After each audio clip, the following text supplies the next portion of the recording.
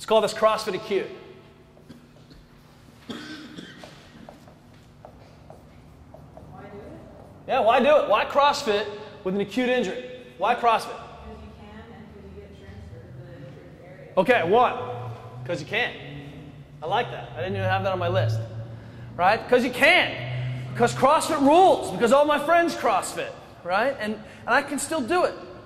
Just because I'm injured doesn't preclude me from developing all these other characteristics and values. Things that make me closer to the right state. Okay, so one. Two, what is another reason we should CrossFit while we're acute? Your injured thing gets transferred. Okay, we'll call that crossover.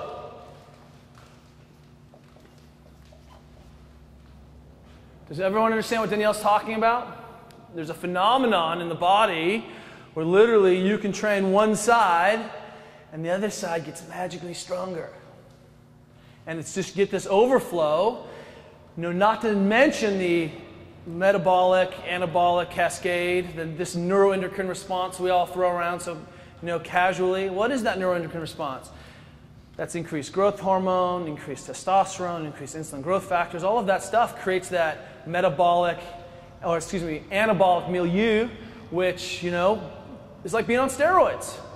Right? So not only are we going to get some actual neural facilitation, but if I get this butt stronger and this hamstring stronger, this hamstring and butt's going to get stronger. That's the side effect. But number two is that I create this environment in my system that promotes healing. Right? So much of what I have to do is undo the crap that came about because people didn't just train through and around their stuff. Here's my shoulder, I was in a sling, now I end up with this posture dysfunction, now I have exertional headaches when I do wall ball, right? You can see that, suddenly, I'm walking like this, an extension brace, and now I have a real problem hitting full extension in my cleaning. So what we want to do is eliminate all that stuff, eliminate kind of those bad patterns that start to cycle up and will affect the athlete. And so what ends up happening is you remove the ghost of the injury, right? And we see that ghosting happen a long time.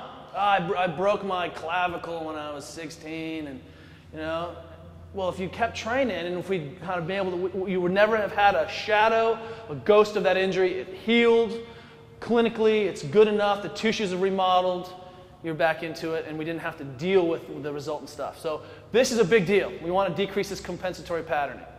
If someone's on crutches for a long time, they're going to start to develop shoulder issues. They will, right? So if they're doing pull-ups and push-ups and squatting or one leg squatting and floor pressing and all this stuff, you're going to see that they don't have shoulder problems.